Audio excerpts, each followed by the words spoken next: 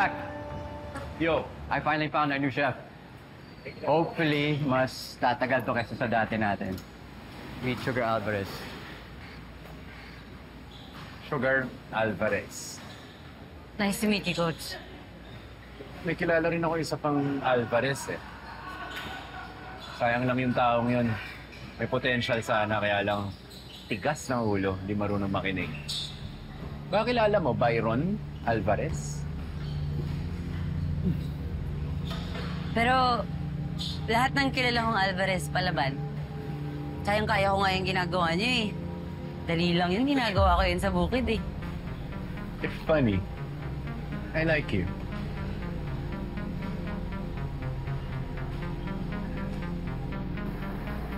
Ikaw pala yung demonyong dahilan kung bakit namatay si Kuya.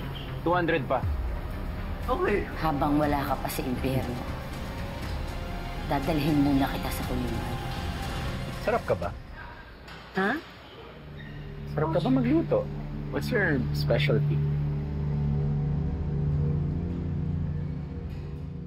After mag-workout ng mga guests, diretso sila dito sa bistro for their post-workout meal. Gusto ko every month bago ang menu. At hindi pwede ang hindi healthy, ah. Ayoko ng GMO, ayoko ng preservatives, or even artificial sweeteners. Nakasira yan sa branding ko. Branding niyo?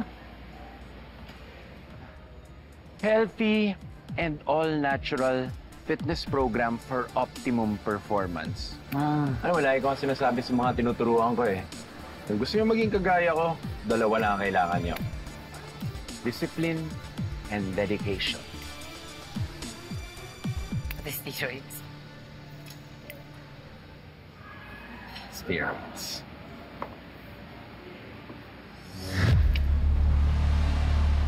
Feel mo yan.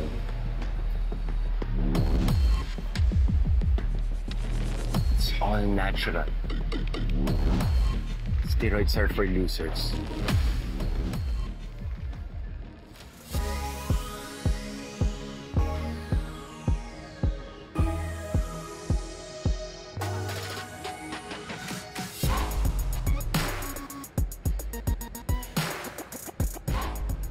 Ang dami palang influencers na nagpupunta dito. Si Liv? Yung naka-pink, di ba siya influencer? Hindi siya influencer. Lagi ko kasi siyang nakikita sa mga stories ni Coach Zach. Di ba yun yung mga collab nila ganon? Close pa sila? They're more than close.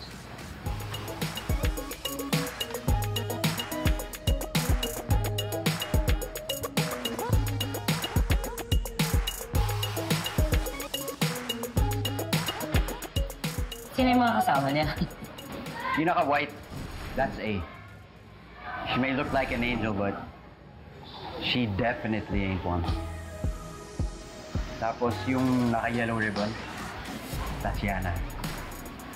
Sabi nila her family's so well-connected, and her dad works directly for a Dubai Sheik. Tawag sa kanila the squad. As in, pep squad. Dati silang campus cheerleaders that became inseparable friends.